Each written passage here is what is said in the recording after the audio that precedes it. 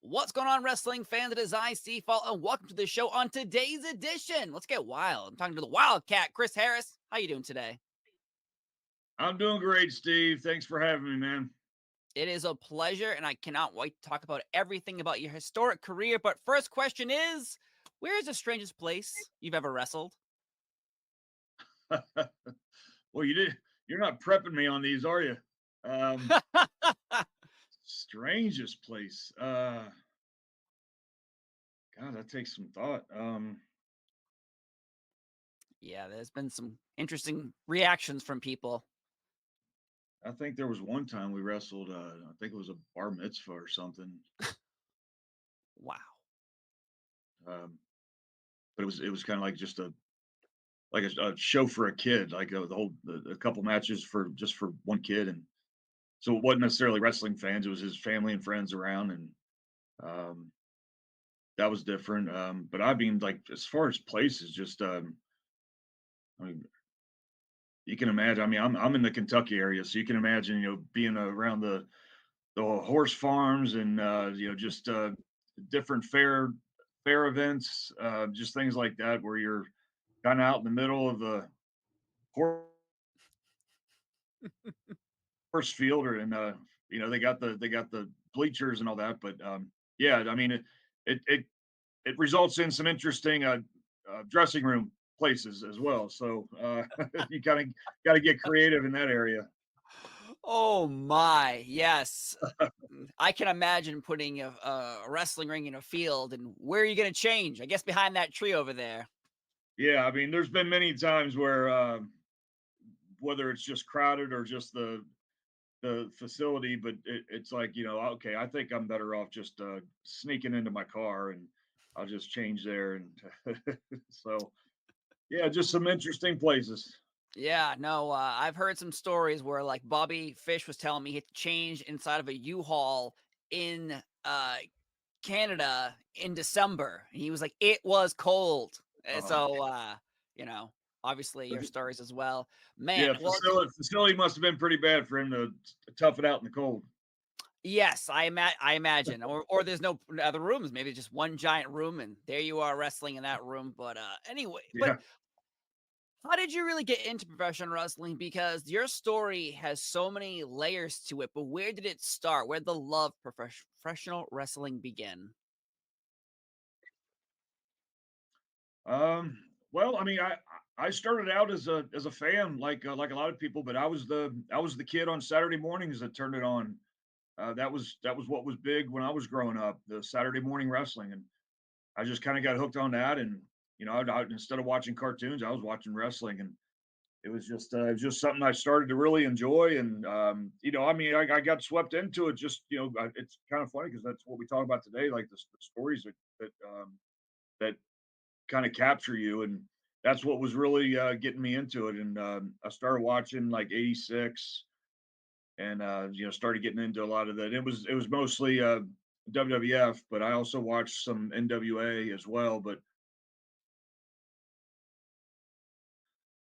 then that was right on the horizon of WrestleMania 3, Oh which is still wow. talked about today. And that's that event. Once I saw how huge and spectacular that thing was, it really captured me in. And then as far as really thinking about how much I loved it and maybe thinking of doing it. It was a Savage Steamboat match, just like a lot of people, man. That thing hooked me, and I was like, man, I want to do this. It's amazing that that one match, and maybe even later on with like Brett versus Austin, but it's like there are matches that seem to like trigger something in so many people's brains, and you're one of millions. It feels like who's like that match changed my life, and now here we are now. And while doing research on you, though, I discovered, which I did not know, WCW. You worked there, and that's amazing to hear. Now, what was your experience like there? Did you ever have any conversations with Hollywood Hulk Hogan as well? No, no, I was too low on the totem pole for that. Yeah, a lot of people. I guess the further we get away from it, a lot of people don't remember. But yeah, I got that was kind of my first big break. Um, Back then, it was the big two. It was WWF and WCW, and for me to be able to sign a contract. One of those two. It was just it was something that was just huge, and I thought, man, this is the we're taking our steps and on our way. And it was about 6 months after I signed the contract. So I was in WCW the whole year of 2000 and a little bit of 2001, which was last year they were in business. And was in there. Kind of started out as the security a lot of times for the Nitro Thunder shows, but we were also getting the guys I was coming in with. We were also getting matches on their WCW Saturday Night show Mm. and Sunday show, which is WCW Worldwide. So we were actually getting matches on that. So I was I mean I think I was getting looked at.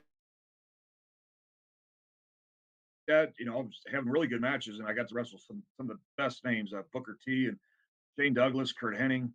It was just, I was really getting some good experience in there with those guys, and I was having decent matches. And these weren't more, they were definitely enhancement matches, but they weren't like the WWF jobber kind of matches. These were, they were making it competitive, and these guys were very generous, giving me a lot. So yeah, it was going really well, and so I just kind of um, had that maybe the majority of the year, and then in October is when I signed a contract with WCW, and then like 6 months later, it was out of business. So it was just one of those things where you finally reached that, and then it's just jerked right from underneath you. So, but no, my experience was just it was really good. I mean, for someone at that point at that stage of my career, it was kind of my first taste being around for a longer time in the big time, and seeing how everything was working.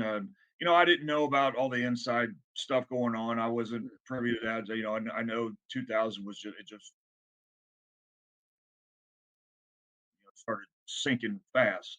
But I didn't know any of that. I was just the young guy looking at it.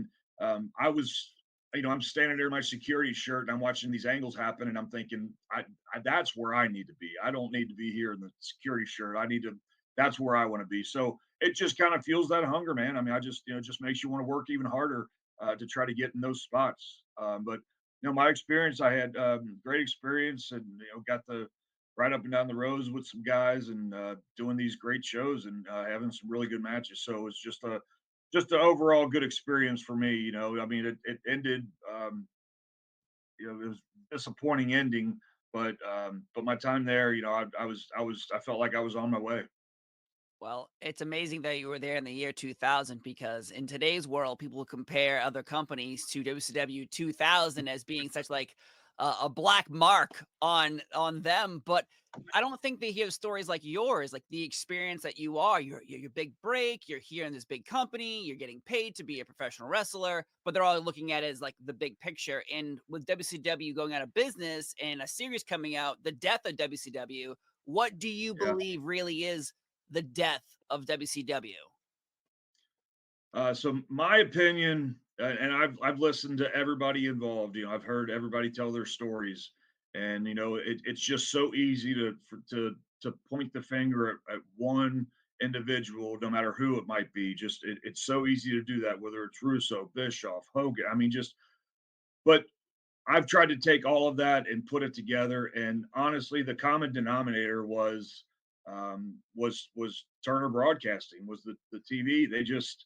I don't think if you put anybody um, in the driver's seat, it just seems like they were fighting an uphill battle. The program just did not want them around any. They didn't want wrestling, so they were fighting. I think it was just a headache to fight to get things accomplished. So, people are going to blame Russo, but he was kind of fighting the politics, and then even Bischoff, he'd been the head of it for so long, but he was kind of fighting it too. So it was just, I just think a lot of that, people were just in panic mode. So, you're trying to turn it around overnight, and it just wasn't happening. And I think the big picture, they were just um, fighting the corporate world and just couldn't win because how many times have we heard it? That they just didn't want wrestling on their TV anymore. So that's really what I think it is. It's not a certain angle. It's not a certain person. All of that definitely contributed. There's no doubt about it. We could shake our heads at so many things we would watch on TV in 2000. But at WCW, but yeah, I just think as a whole, it was an uphill battle. It was a fight, and the angles, yeah, I mean, there was a lot of them that just didn't work, and it certainly added to it. But I don't think there's any one angle or one person to blame. I just think it was it was it was going to happen. Right. Yeah. No, I agree. And for years, people would blame, say, like they use example of a finger poke of doom or Goldberg being tasered. But then, honestly, I did read this book by Guy Evans. It's pretty much the actual incredible rise and collapse of Ted Turner's WCW, and it really just interviews executives, not wrestlers, executives, and their perspective on what you just exactly said is they didn't want wrestling. So they pretty much would take money from one failing company, dump it into WCW, and be like, "Well, it's not doing what we want it to do." So weird stuff that you'd want to buy a company and then have it just collapse underneath itself, which is just one of the Yeah, weirdest things ever. I, it's I don't know. hard to understand. That'd be a good read though if it's from the executive, so Yeah, that we could hear it from their side. Just to like you said, you're agreeing that they were saying they didn't want wrestling. So right. It's crazy to think that at one point it's the highest point ever. But I see your TNA shirt, and I love TNA so much because when I would go back and watch TNA Wednesday night pay-per-views for $10 a pop, 8 to 10 p.m. where I lived, and you are on the first ever NWA when it was called NWA TNA pay-per-view. When you got the phone call to be on a show, are you aware of what the process and what's going to become of this show, or you just think it's a one shot, that's it? no, we didn't think it was I didn't think it was a one shot. I knew that the idea was to continue on. But at that point, there's especially the year 2001, when WWF was the only game in town. So there was a lot of talk about some upstart companies, and I was part of some, but by the time this came around in 2002, at first it was just kind of like okay, there's another upstart company, and they're looking to do some things, and I know I was being looked at, but then hearing that Jeff Jarrett was involved and Jerry Jarrett was involved, and it just seemed like, and from what I have just seen in WCW, I knew that a lot of those people were involved as well. Going from production and just the directors and things like that. I knew that hey, I mean, why take people from a WCW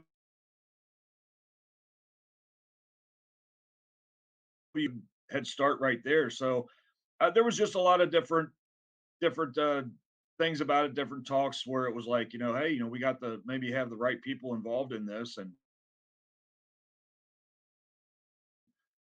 so yeah, I mean, I was very hopeful for it, but yeah, we didn't know. I knew we all knew it was the concept was the weekly pay per view, so it was different. A lot of people don't like different. Hey, it'll never work. I mean, think of how many times we heard that about TNA. But yeah, they were just saying it wouldn't work, and it was just something different they wanted to try because we didn't have TV. So this is another way of doing the weekly episodic television, and just do it on pay per view and have it just for a cheaper cost than what our normal monthly pay per views were. So, but I was very hopeful, man. I was excited. I was at that point in my career where I was ready to do something. I'd put some years in, and then I had my experience with WCW, so I just felt like I was ready to break. So, so very very excited about everything that was coming. And it's amazing to see that TNA went from Impact to TNA. It's still around in today's world because you brought up the first concept of weekly pay-per-views for wrestling company trying because you don't have TV. In today's world, every single wrestling company that is not WWE or TNA or AEW does exactly that. It's either monthly pay-per-views or you're part of a streaming platform. Like it feels like TNA really had something going on before anyone even realized what the future was going to be. So kudos to Jeff Jarrett and his father for thinking like, oh, well, I think people will invest in this because as you brought up, there was only one option. And boy, oh boy, people didn't like just having one option. So when TNA popped up, I immediately jumped on board. And one of the tag teams that jumped out to me was America's Most Wanted. You're one of the best tag teams of the past 30 years, in my personal opinion. And you're competing for the championship belt one week on the first show. Then they add you and James Storm together as a tag team. Who explains this to you? Because I know you were rivals as well, but also you put a tape together. Yeah, so well, it goes back. We had people now call it our tryout match, but it was an event in Nashville where they were just kind of doing a test run for TNA, uh, looking at some talent and getting production ready to go, and they were testing out the commentators, and so yeah, it was just kind of like a little run there. But you know, I had been working in Nashville for a while. I knew Storm. We worked against each other, and yes, on the local area. Well, actually, they did have TV, but we were, you know, we had a feud. We were kind of going at it as opponents. But yeah, just to come in for that first show, you know that you kind of have to look at it like, of course, you want to build new stars, but you also have to have your Right. established talent. And I think that a lot of the focus was going into the established talent, which makes sense. So after Storm and I had our match on that event against each other, you know, Jeff had told us, you know, we'll be in touch with you, and so that was that helped right there. So I feel like that they knew they wanted us, they just weren't sure what to do with us. So I think Storm was in a kind of a random tag match on that first event, and then I was in the gauntlet for the gold. So it was just something to kind of introduce us to the audience. And but yeah, right from there, they told us, you know, I think it was one of those where, you know, we don't know what to do with these guys, but we want to do something. So let's just put them together and see what happens. And that was one of the things. I mean, that's the way we were taught. Storm and I got together, and you know, whenever the ball's kind of handed to you, you got to run with it. You got to run with what they give you. So whether we thought we might be single stars, you know, this is what was handed to us. So we decided, okay, if they want to put us in a tag team, then we're going to be the best tag team that there is. And so that's what we did. We just got together and just did everything we knew about tag team wrestling and what we had been taught and the art of the wrestling and just put all that into it. And you had kind of mentioned before, like nobody likes having just that one option with WWF. And I think one of the great things that happened with us is we got so much attention because at that time, and you could go back and look at this in the WWF, their tag team division just was just not good. And all they really had was they were taking two single stars, putting them together, and just kind of having a quick run with them, maybe with the titles, and then they split, feud with each other, and it's over. And it was just that was the typical scene that you would see there. And you didn't have that art of tag team wrestling like you did in the 80s and early 90s. And that's what Storm and I came up on. That's what we loved and were taught, and so that's what we did. And it just started getting attention because people could actually see some really good tag team wrestling now. And yeah, we just ran with it, man, and just try to get better and get our name out there. And the company, they TNA, they liked what they saw, and they just they kept helping us push along.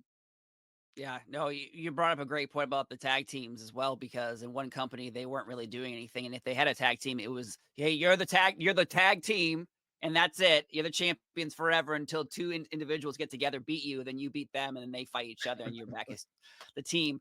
But you had chemistry with everybody, like the Naturals, Team 3D, the New Church, so many tag teams. But Triple X obviously is the moment I think everyone was like, wow, this is a moment that we can never erase from our brains. As Mankind was tossed off the Hell in the Cell, I will never forget the time that Eli Skipper walked across that cage and handed you a massive hurricanrana off the top at Turning Point 2004.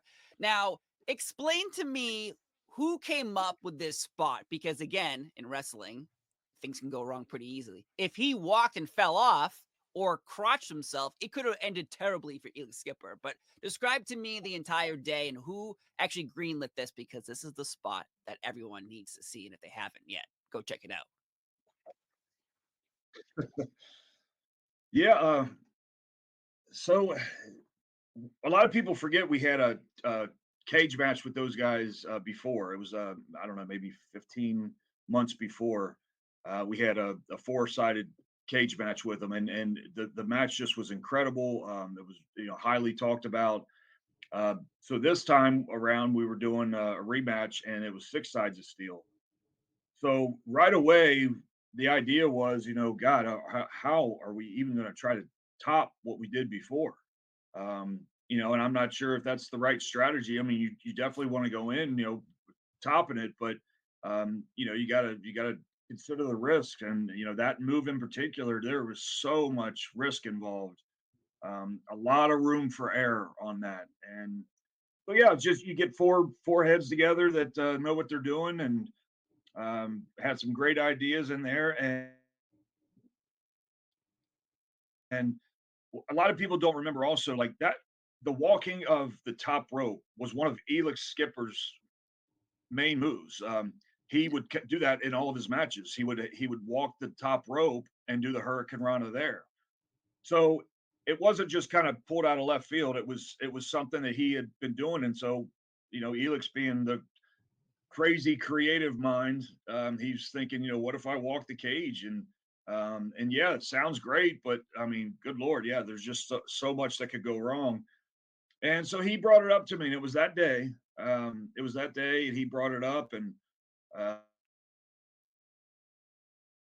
um, just talking. I guess that's my instinct took over, and I was just like, man, I don't know. There's just so much that could go wrong, and so I mean, basically, I was saying let's do something else. Let's not do that. And he looks like okay, no problem. And so as the day goes on, um, I'd say I mean this is just a guess, but maybe a couple hours before bell time, um, I guess I had just started thinking about it, and like I said before, the instinct took in to be try to be smart about it, but then you just that adrenaline starts kicking, and you're thinking, man, what if something like that could get pulled off, and so I went back to Elix and I said, man, I said, can you do this? Can you really pull this off? And I'll tell you what really did it for me was it was his confidence because he answered so quick and he said, yes, I can do this. And I looked at him, I said, well, let's do it then. Let's do it. And I mean, that's one of those things. There's no rehearsals, no practices involved, nothing like that. I mean, it was a one and done kind of thing. And uh, so yeah, I mean, it's he his confidence showed me he could do it, and so um, I was like, "Let's do it, man!" And you saw the result. I mean, it was a little scary at first, but you know what? If there wasn't the risk involved, then it wouldn't have been so exciting. The rush of oh my God, what could possibly something could really bad happen here, and of course I'm thinking that too. I'm sitting there on the top of the cage and I'm fighting with Daniels, and I'm thinking if this doesn't happen, then I gotta come up with something else here that happens. And before I even knew it, I guess he had got his footing, and I turned my head, and he was right on me, and we were going. So yeah, incredible. I mean, they still play it back today. They still talk about it today. I'm glad that I'm part of the talk. However, being the one to take that fall, that wasn't fun, but yeah, incredible, man. It was a incredible moment. I was happy to be a part of that and the match itself. I mean, we just but that's I think that's probably one of our favorite matches for all four of us. But yeah, that's kind of how it went, man. It was, I have to say, there was a lot of doubt, but Elix's confidence in himself to be able to pull it off is really what solidified it for me. Oh man, it's one of the greatest moments, like in professional wrestling, not just TNA, because again, it's a visual too, like you said. Like people still talk about it because it's an easy thing to show someone on your phone, like on TikTok, or whatever. You're like, hey, look at this. And so someone thinks, oh my God, is this guy gonna fall? Like you don't know what is gonna happen.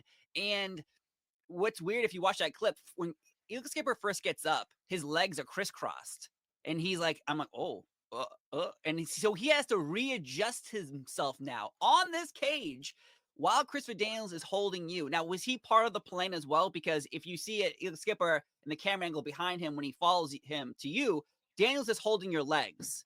And I don't know if it's for safety reasons or that's just he's supposed to distract you and then Eagles comes over and gets you. Um, Well, Daniels and I were actually fighting at the Right, time. He right. But wasn't necessarily he's like holding my holding your leg, but legs too in I case remember I something was I obviously remember I was wrong. well, I was kicking him because I wanted there to be some action while this was going on. I don't like how many times we see where people are just waiting for the stunt Mm. nowadays. So whether no matter what, this is crazy to say, but no matter what happened to Elix, that's the match is still going to go on. So whether he makes it or not, so Daniels and I just needed to keep that rolling and just keep fighting until something came. So thank God, Elix was there and took care of that. But yeah, that was just at the time. It was just I think I was climbing up. I don't remember what I was climbing up for, and then Daniel stopped me, and then we just Mm. continued to fight there while I was sitting there. So yeah, I was the one bracing myself, not him, Okay, and okay. I was kicking him while I think he was throwing some punches in, and but yeah, that was just me trying to keep the action going and no stops or anything like that, and if Felix was there, then it's incredible, and if he's not, then we just keep moving. Uh, Man, just the fact that he could have we just find tipped another way to over. get down. So, He could have just but yeah, that's he could have just fallen over, landed on the ground. Like that could have gone so sour, but yet it's one of those moments that was perfect. Everything aligned, the stars were there. But man, yes. that crowd too, that crowd in the asylum, and then in the early days of Fox Sports Net, there is just a rabid audience. And when you went from the asylum into Fox Sports Net, and then Spike TV. Like there's so many destinations for TNA. Was there a bump in pay for you or America's Most Wanted at least because you were, I would say, the top 10 characters on the program. So when you went from, the asylum to say Fox Sports Net and people were getting paid more, are you getting paid more? I don't remember like when contract negotiations were going Okay. on, but I don't Okay. think anybody got anything just because we had we advanced in a TV channel or anything like that. I think that was just, I mean, for guys like us, we just wanted the company to succeed. Mhm. We were making a good living and we were getting to wrestle and we were part of a exciting upstarting company. So um, you know, yeah, you obviously have to take care of what you're making, but you have to remember. I mean, early on, I mean, a lot of this was going on in the first 2-3 years. So, for anybody to go back and start demanding money, I mean, the money's tight when you first start out, and you just have to. You're either in it for the long haul and want the company to succeed, or you're there for a payday and then you kind of move on. But no, I was just happy to see us getting a TV deal. Fox Sports was incredible to start with. We were on TV, and then that's when we can start doing our monthly pay-per-views.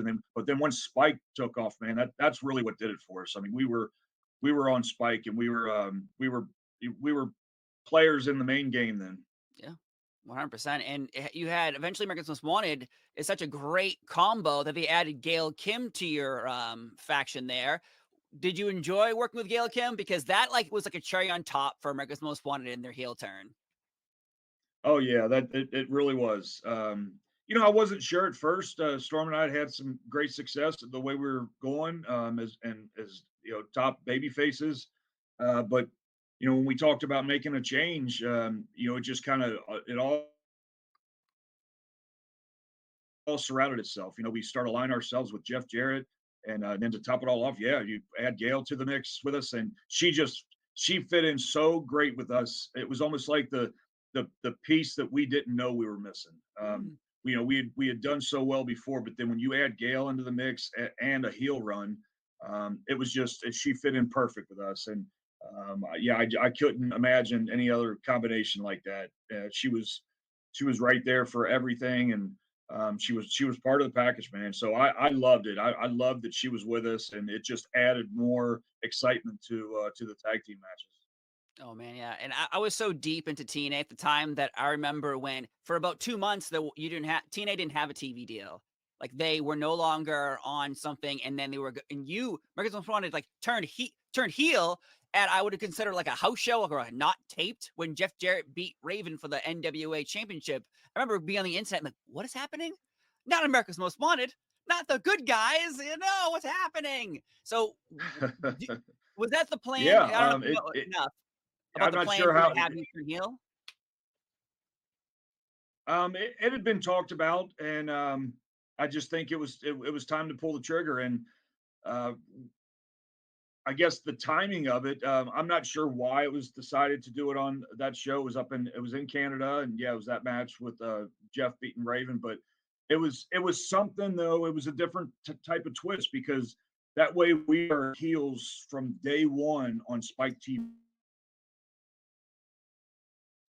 which is going to give us a whole new audience. So this audience doesn't necessarily need to know the great baby faces that America's Most Wanted was. They're going to be tuned into Jeff Jarrett and America's Most Wanted, Gail Kim added to the mix. You know what is this stable all about? And so I think the twist was that we were able to show a clip of what had happened, and you know a lot of people weren't. Yeah, they just to be able to show footage of what had happened, and yeah, it wasn't a big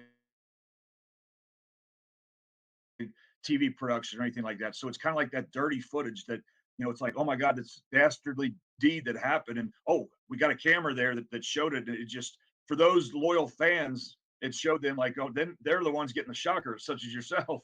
Yeah, And then the whole new audience is just kind of, the picture to them is this heel stable. So I just think it worked on all kinds of different levels, the way that happened. And then we were introduced as, on Spike TV. We actually, I don't know if I've ever even said this, but like the, I don't remember what we did on the first TV. I think it was just, I know we were doing something leading up to Team 3D, but they actually sent Storm and I because it was the live crowd that did know us for years to that live crowd before the camera started rolling and let us cut a promo on there because we weren't sure if those people had seen the footage yet. So we had to go out and kind of let these people know that hey, these aren't the same guys that you're used to, and this is what happened. And so that way, by the time the camera turns on, the crowd's already kind of fit into it to where they know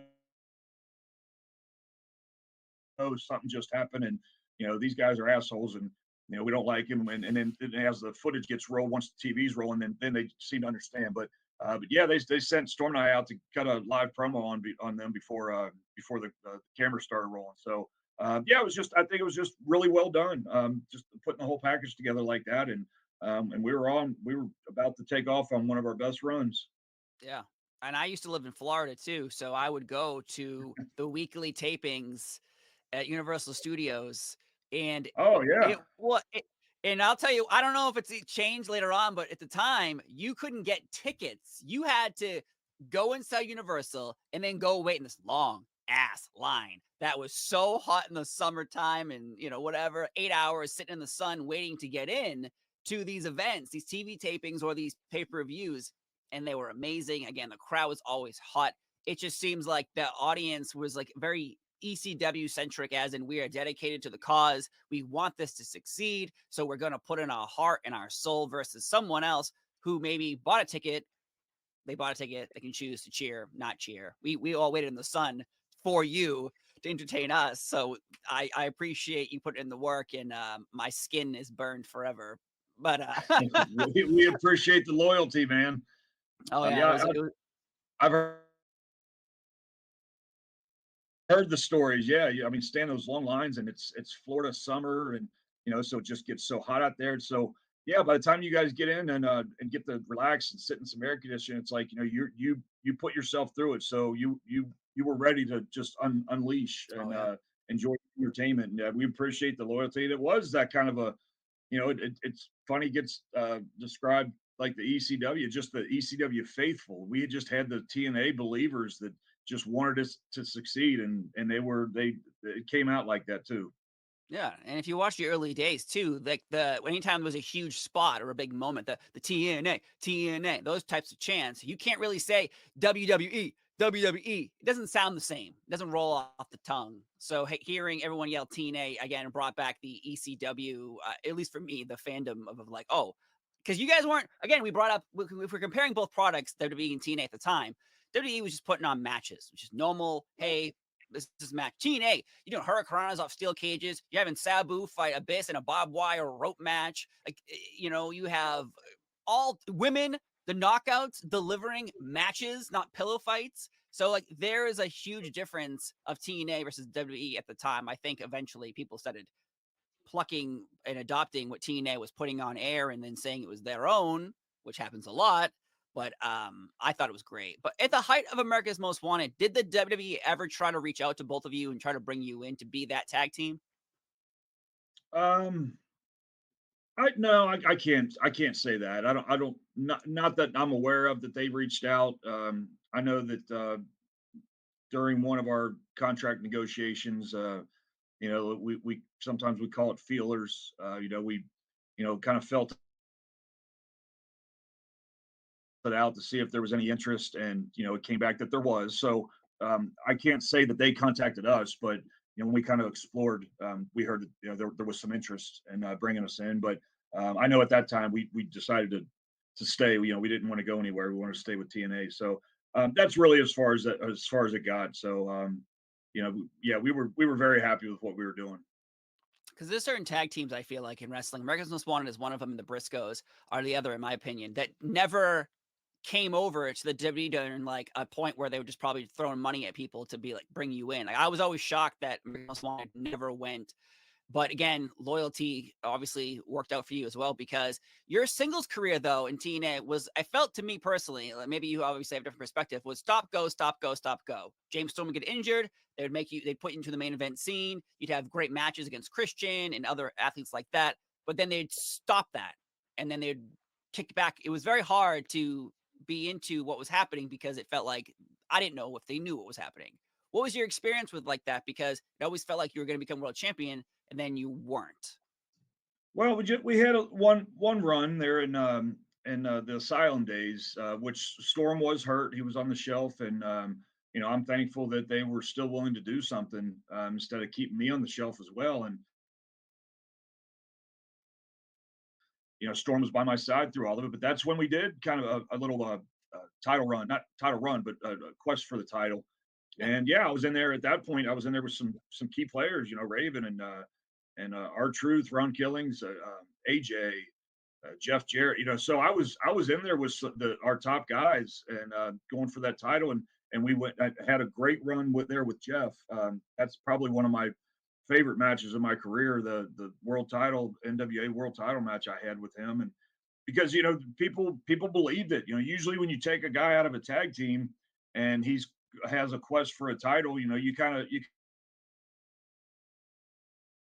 know that that's probably not going to go in his favor. It can set up some exciting matches, but that's usually as far as it goes. And with me, I mean, the story was there, the build was there, and I felt like I was delivering. So the people were really into the fact that hey, this could be my time, and I could actually win the world title from Jeff Jarrett. So that run was, I mean, I thought that was incredible. That was great. I think the really there was a couple things that happened there. I mean, one Storm, he's not going to be injured forever, so he was getting healthier. But also that was also when we started on Fox Sports, and Mm, so from us going to the weekly pay per views, and we are actually going to get a TV deal. The company kind of looked at it like okay, we want our best players in the key spots, and no matter what was going on at that time, it was like okay, we need our best tag team in the tag team division. okay. So right away, we were put back together, and I think the very first show is when we won the tag team titles. We were in the tag team division. Jeff Jarrett, because well established. He was in the heavyweight title picture, and then they took AJ back to the X division because they just wanted like I said, all the Yeah. key players in the right spots, and so that's kind of how a lot of that shuffling happened.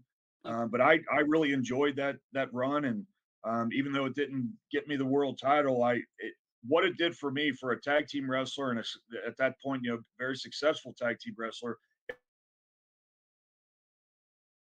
it just kind of gave me back the confidence that I felt that I had for a singles run. If that ever presented itself to me again, and I believe that the people would be with me, and so it boosted my confidence. That's all. But I was very happy to go back to America's Most Wanted. We had so much more to do. We were only a couple of years in at that point, I think. So there was so much more to do with the tag team. But then, yeah, later on, I mean, once we actually did split, yeah, I started on a really good run. You mentioned the match with Christian, and I was in the King of the Mountain. I was in the King of the Mountain for the first Yep. run, the very first King of the Mountain, and then in '07, I was in that King of the Mountain again. Top players: AJ Styles, Christian, Samoa Joe, Kurt Angle. I mean, I was in was some our top stars. So yeah, I thought something really big was coming out of that, and you got my match with Christian, but then yeah, it just started kind of sinking down there, which is what led to the eventual exit. But yeah, I mean, I didn't think it was so many start and stops. Just that one earlier run, and then Mm. towards the end, my that last run. But yeah, I was happy with all those spots. Perhaps I was too forward with my stop go stop go stop go because I was just I was a big supporter. I was a big supporter. So when that Jeff Jarrett match, I really did believe at one point. I think you do I think it's a leap like a huge lariat, and at that one I was like, oh, it's over. Like he's got this. He's got this. But yeah, that eventually America's Most Wanted does break up, and in history, it feels like we've been conditioned for this, and it's not true, is the comparison of Shawn Michaels, Marty Jannetty. Like people use that as like the starting point of a tag team breaking up. With James Storm and you breaking up, I didn't feel like that was the case at all. You both went off and you did your own thing. But when you have a storyline that you're blinded and you're wearing an eye patch, and you have this Texas death match with James Storm, where there's blood everywhere, and I feel like this is like the Praise Chris Harris podcast because again, this is top 10 TNA matches of all time. People compare it to your blindfold match and they didn't really enjoy that, but boy, did they enjoy this Texas Death Match. What was the concept and were you happy about America's Most Wanted breaking up? What was that last question? I kind of lost you there for a Oh, second. I'm sorry. America's Most Wanted. Was it your idea to break up or was it somebody else's? Um, it was I guess, a collaboration. There had been talk. It seemed like every year, talk of breaking us up, and Storm and I always kind of went to bat for ourselves and just said, hey, we feel like we have some more that we can do, and so we try to push it as long as we can. And it just came a point where we were like, maybe it's time to. You never know when the right time is, but we just thought maybe it's time. We'll give it a shot and see what happens. And so yeah, I was definitely on board with it. I was just what we were talking about before. I had a taste of that the singles success, so I was curious to see what I could do. I'm sure Storm felt the same. So yeah, we were just gonna try to see what happened, and had a I just thought the story was really good, and with the blinding and the beer bottle, and me chasing him for a few months. But yeah, once we got to that Texas Death Match, man, people were just ready for it. I think that's a lot of the reason it just stood out, because people were ready for us to get in there and just tear each other apart. And that's what we did. Storm and I just we knew what it meant. We knew that hey, the tag team's done. There's no going back now. So we need to go out there and show what we can do in singles. And so we took it out on each other, and we're happy to do it. So yeah, what a match, man! It's definitely one of my favorites.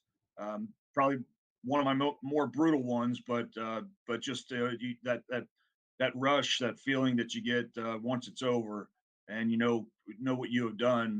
That makes up for it all. But yeah, it was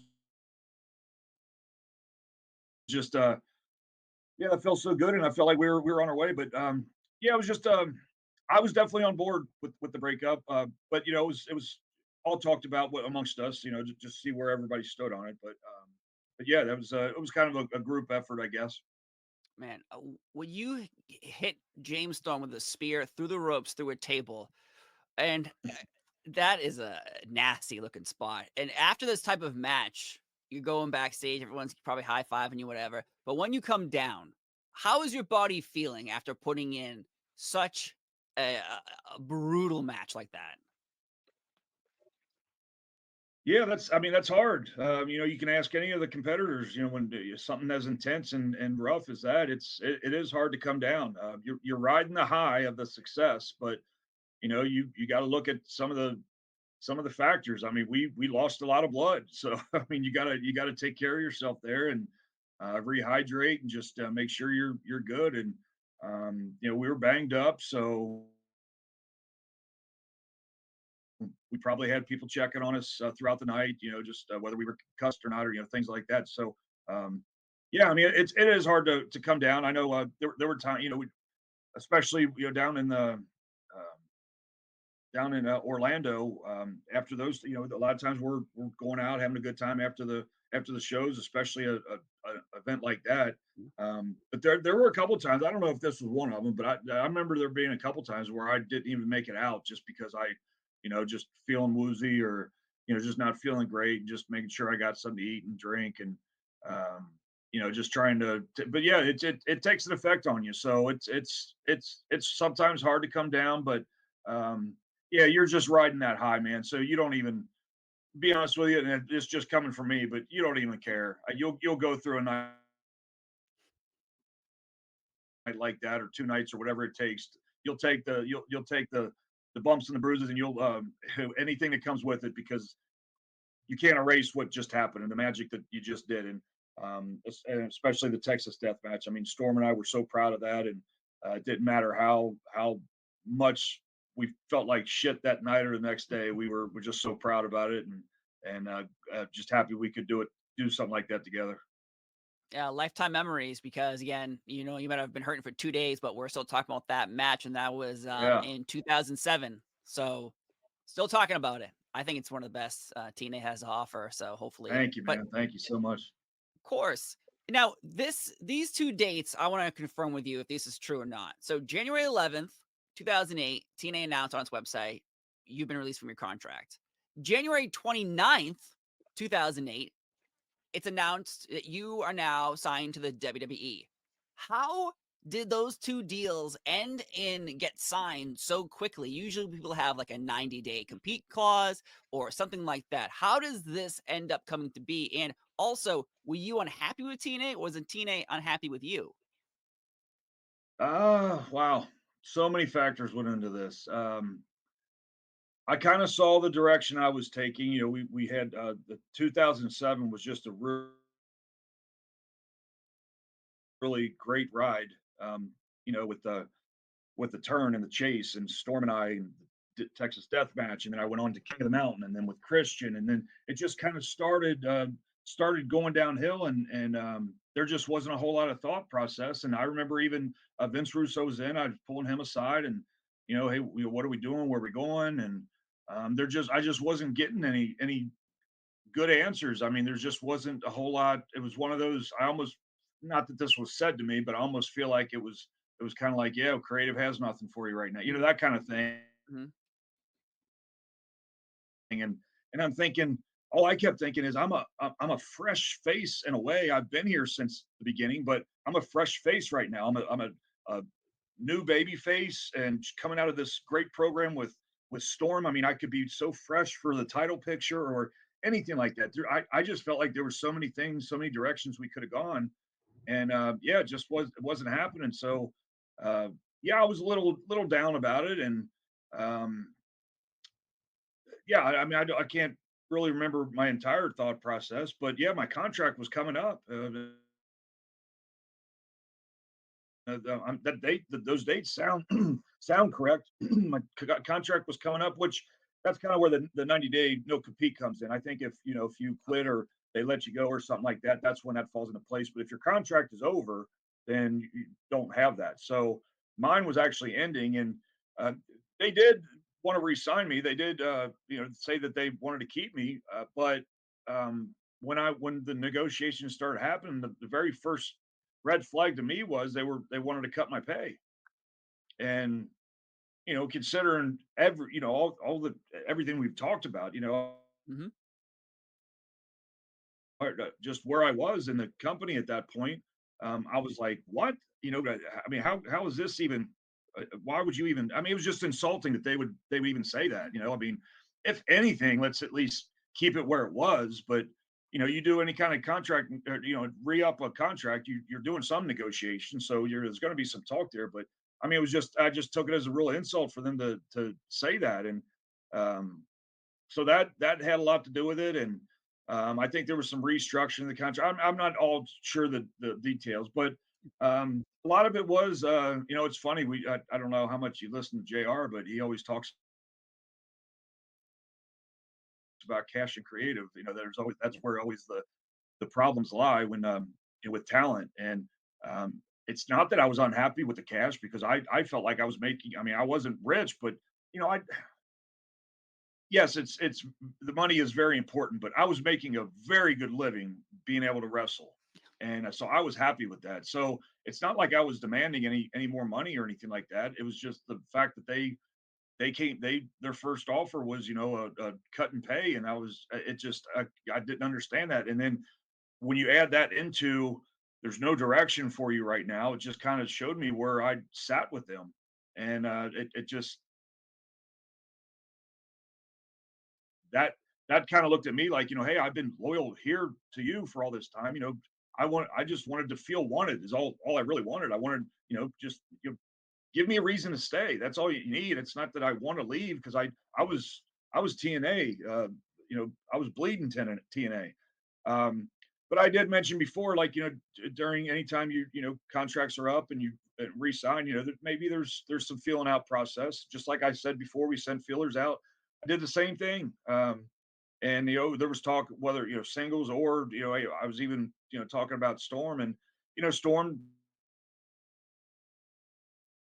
decided to make his decision, and he did what he thought was best, and he re-signed on his own. This was the first time we didn't sign together, so he re-signed on his own. And that's he had to make that choice for him and his family, and I was just kind of weighing my options, and I was I was in my uh, I think I was 35 or something around that age. I can't remember exactly, but I was thinking to myself, if I wait and the next time this comes around, I'm going to be approaching 40.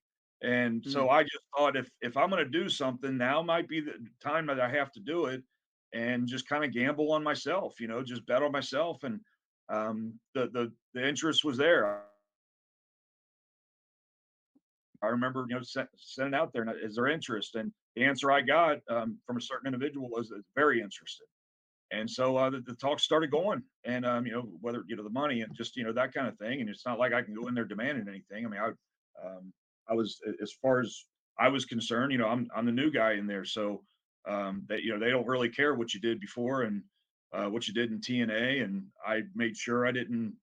TNA never came out of my mouth, but that's really all that happened there. My contract was coming up, and that's kind of what I was getting. And so I just thought, if they're not feeling enough about me to reach out and make me want to stay, then I guess I just have to take my chances. And at that point in my life, I mean, I was not married. I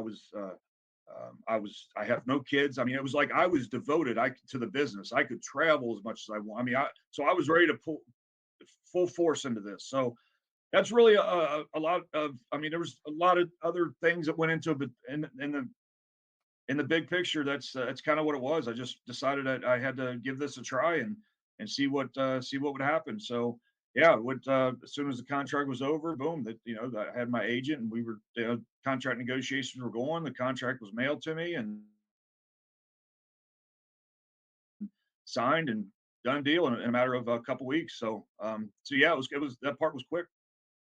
Wow. There's a lot to unpack there because couple questions is couple questions from that is were you making more money when you signed with the WWE or TNA? And the other question is, do you feel like your loyalty that you believed was both sides of the loyalty to TNA ended up being only your side and TNA was looking at you as just like an object, like a person just to work for us, not as a family run business that it once was?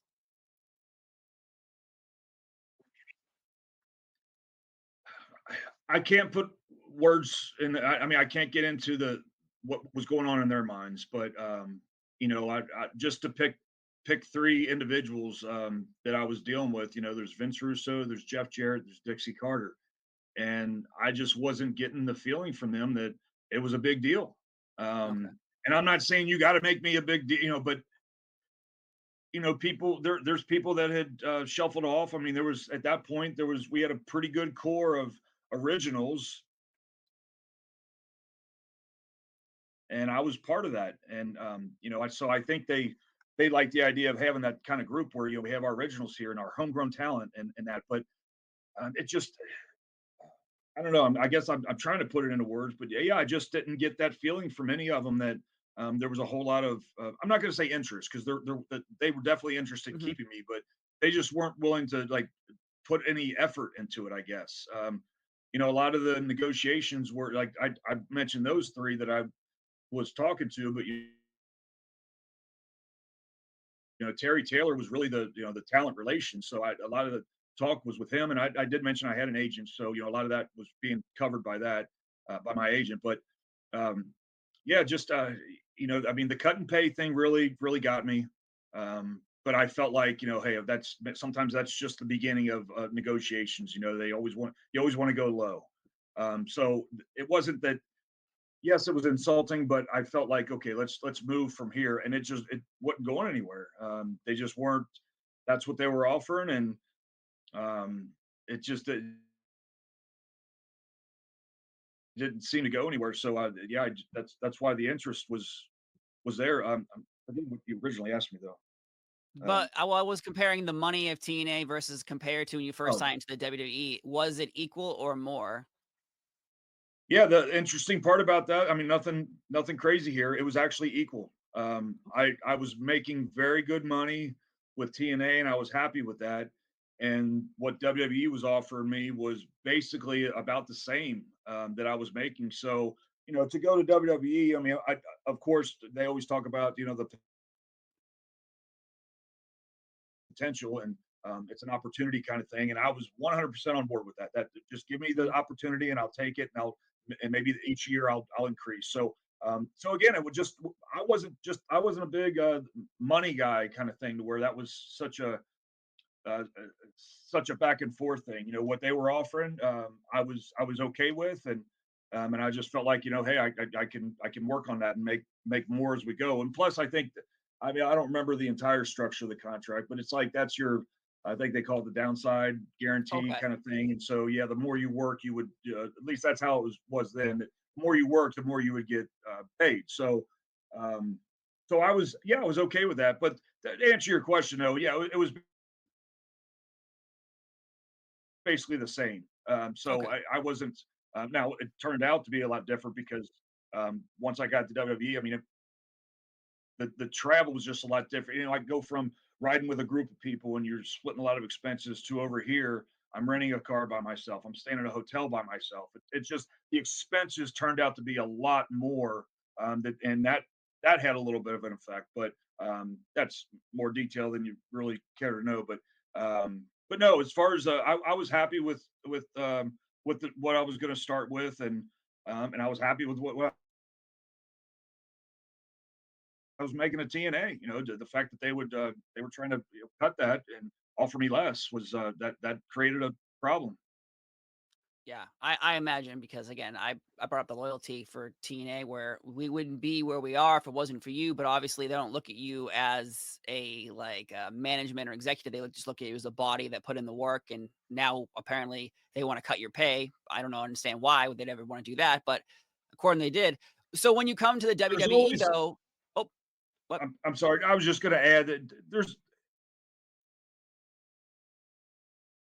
sometimes when you look back, there's always things you maybe wish you would have done different. I I wish I would have maybe forced some more communication. I feel like that would have helped a lot Hmm, if I would have gone to like the small talk with Jeff and Dixie, even Vince sometimes. But it was more short. if I would have really pushed to say, I want to work this out, can we please talk? I never did that. Maybe if I had, there'd have been more communication going on, and communication is always the key. And sometimes you have to learn the hard way about that. So I feel like if there'd have been more communication on both of our parts, I mean, I wish they could have come to me and done this, or I wish I would have gone to them and said, "Can we please talk?" And yeah, I'm one of the originals. I've been here this long, so please give me the time to do this.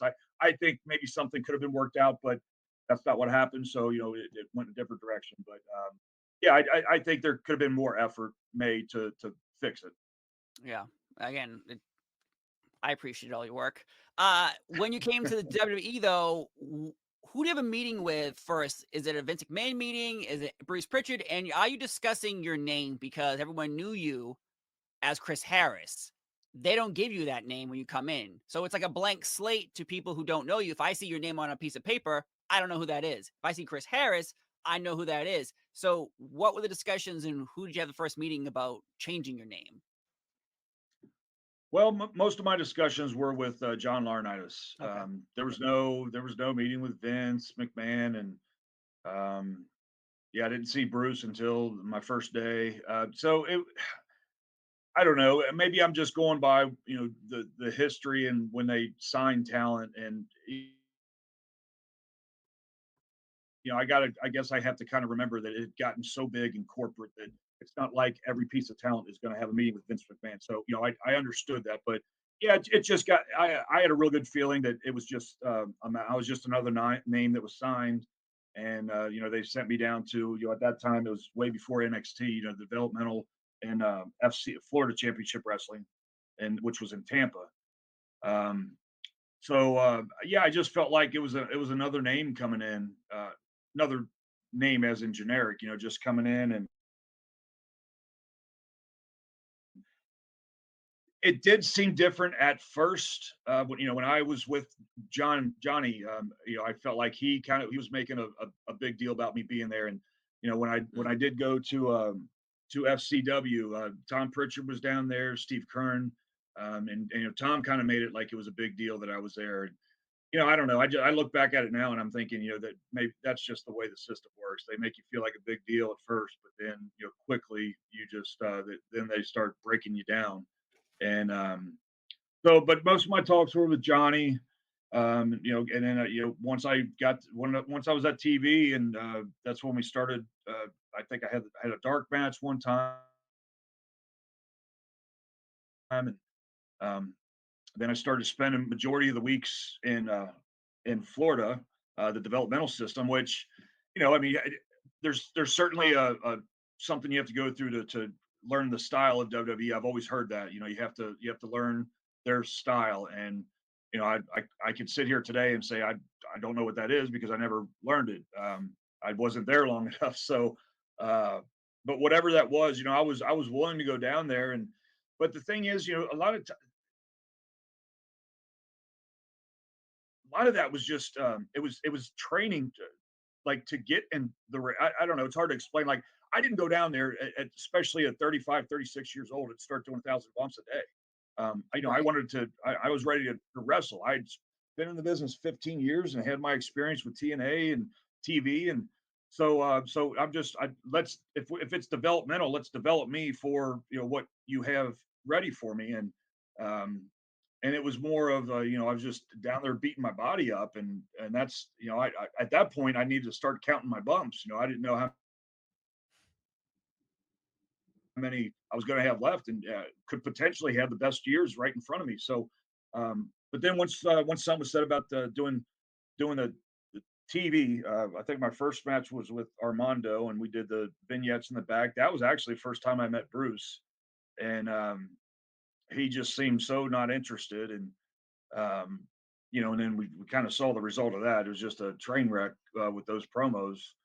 Um, but bottom line is that they didn't have anything ready for me. They had no preparation. They didn't know what they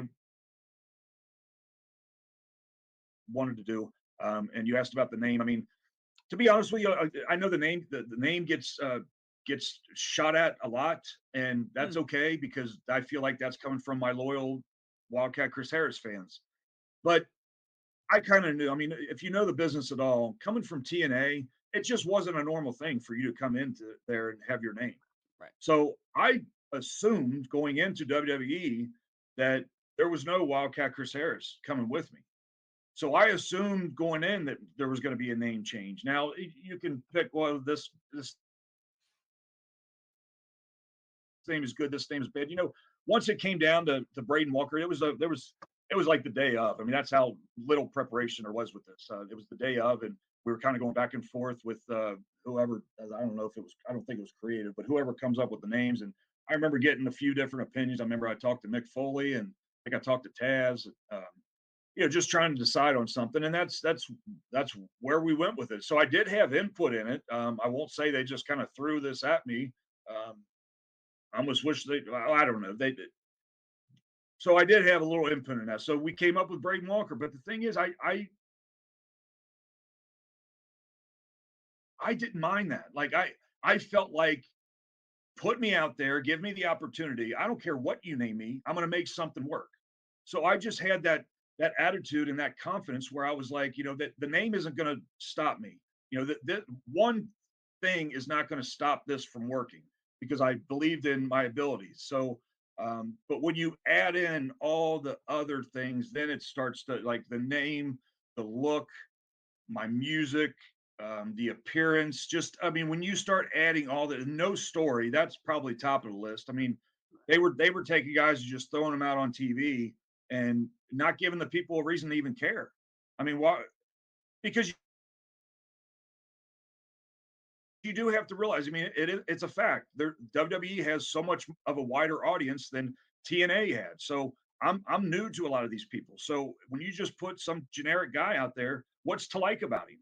Mm. They gave the people no reason to care whatsoever. So it was, and then when you add all that on top of it, just it was just generic, generic, generic. Just name and I don't even remember what the music was, but I remember it was awful. Um, and then, my appearance, we were changing my appearance up a little bit. And, I went with the singlet, which at the time, I think the first time out, it was just completely black. So you can't get any more generic than that. But that was just because nothing had been, everything that I had that I could have worn said Wildcat on it. Ah. So it wasn't like I could go out there in my other outfits. I kind of went into it. It wasn't like I was going to make something because I didn't know what WWE had in mind. So everything I had Wildcat on it. So it was thrown together that day, a basic black singlet. And when you're making a first impression, man, I mean, that's why people don't forget that it's been 15, 17 years, and people don't forget that. So my first impression was the shits. And so it was just but I felt like it was important for me to say that, at the time it didn't matter what they were going to throw at me. I just felt like I could get something done. And Hmm. even the promos, the promo has been talked about a lot, even in the last few years. In my first promo there, but it was, I there I don't know if Bruce had never seen any of my promos or what the case was, but I could obviously cut a promo. And then when we got back there, they'd give me one line and I would do it, and then they would change it up. Let's do it again. Let's do it again. We just did so many takes, and they just kept changing the lines over and over again to where it was driving me crazy. It was like, what? I mean, just tell me what you want, and I'll make it work somehow. And it's just crazy to think of what we wound up settling on is knock your brains out. I mean, good lord, could it get any worse than that? So it was just, yeah, it was just it just didn't come across well. And I mean, it's I just don't mean to laugh yeah, and hysterically, Bruce, but that is pretty it's good. okay, man. Yeah, I mean, I'm Braden Walker. I'm going to knock your brains out. And I'm thinking, this is $1 billion company with a creative team, and that's what you come up with. Mm, And Bruce Pritchard, who I do have respect for everything he has done, but you know, the opinions that I hear out of him now about that promo, it's like he puts it 100% on me, like I didn't know how to cut a promo. right.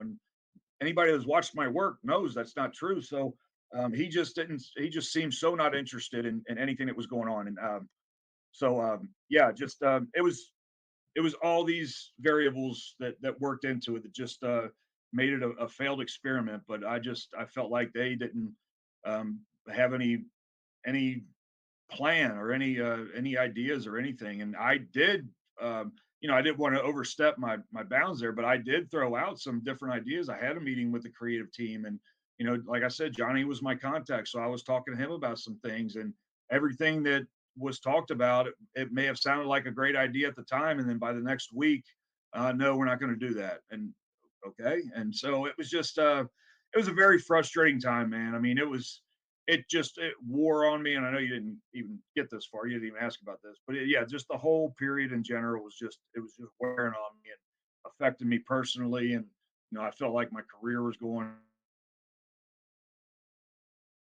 down the toilet. So it was just yeah, bad experience.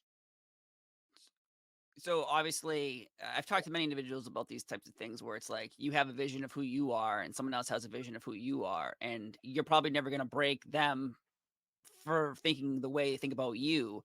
And so when you eventually do leave the WWE, how are you doing emotionally, mentally? Because obviously, when someone tells you at this big company that clearly he doesn't see something in you, but yet everyone else sees something in you, but he's the one kind of making decisions. How does that affect you emotionally and mentally?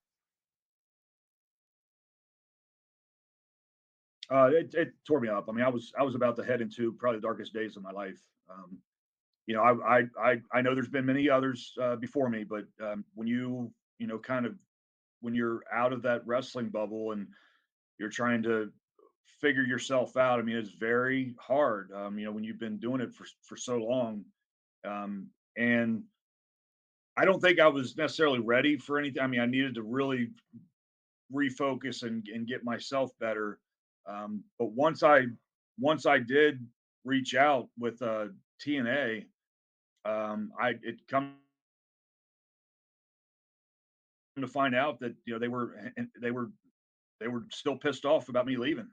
So Mm, there wasn't any opportunity on the table right there. And all I wanted to do, I mean, all I wanted to do was I just kept telling myself, I want to go home. I want to go home. And then my home was TNA. I wanted to go back there. And but yeah, they just which is funny because just how many people switch companies so many times over that we know about in wrestling. It's funny when and Jeff Jarrett was still in charge, and I almost wanted to be looking at Jeff saying, Jeff, are you kidding me? You of all people have switched so many times, so yeah, that there wasn't interest there, so I knew that wasn't it. So I thought maybe I have to do the indies or something like that, but it just really took. You asked about just my emotional state. It just really took a toll on me, man. I felt I was embarrassed. I was defeated. I felt like it was a failure. I felt like I was a failure. Whereas all the times in my careers, anytime I took a chance on myself and I was reaching for that next goal, I was doing the right thing and it was mhm, paying off and it kept going like that. And this was probably the one of the first times where I took a chance on myself and just completely, just a completely failed experiment. And I will take my responsibility in it. I'm sure there's things that I could have done better, but for whatever reason, yeah, it just tore me up, man. And I, just you don't not only do you not have a paycheck and just I was just yeah, it just really messed me up, man. I mean, I have some dark days coming before I could pull out of it, and um, yeah, it just seemed to snowball and get worse. I wasn't able to stop it or get a hold of myself or anything like that. It just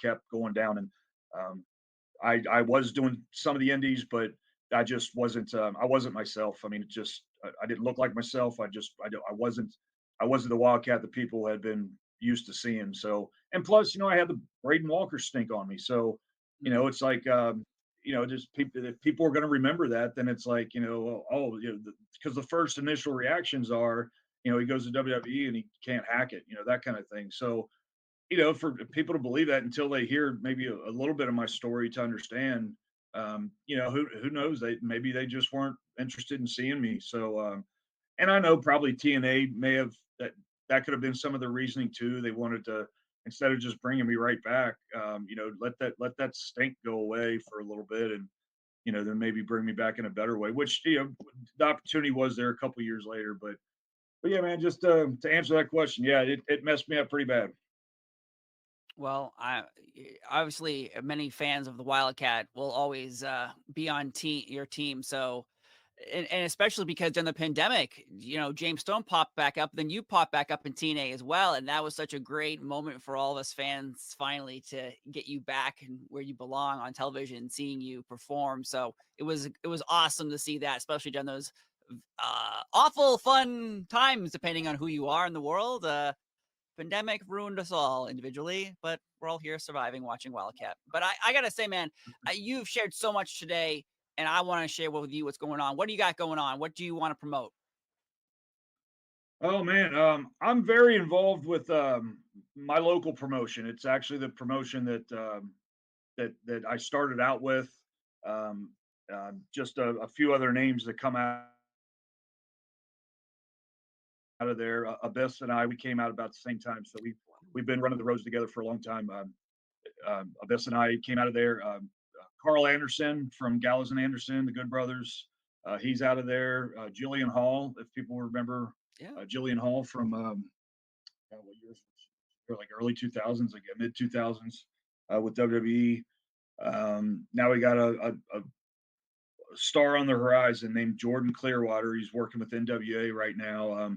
So yeah, I mean, just I'm doing a lot with them. I'm working with Roger Ruffin as the owner. He used to referee for WWE, and he's been running this company for almost 30 years. And we also have a training school called Bone Crushers. This is all out of the Cincinnati area.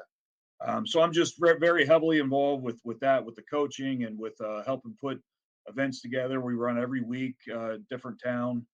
Um, so yeah, we have something something going on every week. You could go to nwfwrestling.com and check it out. I'm around there all the time, so I'm my name is on there. We have a big event coming up in August. I know we're going to build for August 17th. Nice. It's kind of our we call it our summer sizzler. It's like a fan fest interaction, all day event. So we're really looking forward to that. But other than that, other than my local promotion, I, I I just try to stay busy in the wrestling world, man. I don't do a whole lot of matches. I tried not to as much as I can. But I remember, you brought up the Storm thing with TNA. It was kind of like, I think it was a year later. He did his 1000th match where I was there for during the pandemic time, and I think it was like a year later that's when we talked about doing a tag and doing a. I think we wound up doing a 10-man with the Good Brothers and Heath Slater and against Honor and No More. They were having a little angle there, and these matches have kind of turned into where it was going to be a one-off, and then and it was a 10-man tag, so I felt like I can be protected in something like that. And the year after that, was just a couple of years ago. A year after that, it was an 8-man tag in TNA. And so then that again, it's a kind of a one-off. But then I start doing a little bit more, and I'm just really um, into without getting into too many details, my health had been bad for a while, and I just feel like in the last few years, man, I feel so much better than I ever have. I feel really good. My health is under control. I've gotten back in shape, so I don't I feel like I could get out there and look like the old Wildcat Chris Harris. And Storm and I have done a few things on the road where we've had some matches, and we do a lot of appearances together. So I love the convention world. That seems to be, it's been huge for a while now. But thank God that we have those type of things now where a lot of the we can bring together just for the fan interaction, and you can come see your favorites from the past and the present. And plus, it's a great time to get to see old friends. That's one of the best things for that is to be able to run into people you used to run with. But so Storm and I do that a lot. So I'm very big on the convention world. do a lot of appearances, signings, things like that. So I'm still keeping myself out there, man. And like I said, I just hit 50. I'm 50 years old now. You look great. It's funny when I first turned 50 and people started asking how I was feeling. I said, you know what, I feel and look better than I have in probably 15 years. Wow. It's just a really good time for me right now, man. And that I guess that's why I've been more open to matches, whereas for a long time I was just closed off to it because just injuries catching up and then my health and it just wasn't good for me. But things have just I'm just so blessed, man. Things have been so great, and I love working with the local promotion, working with the younger kids, and trying to coach them. And it's just yeah, it's just been really awesome, man. So I'm in a really good place right now. I'm still in talks with TNA. I communicate with them all the time to where, if there is ever another opportunity where we could come in and do something just fun for the fans, and it sounds like that's something you seem to enjoy too. So, Yeah.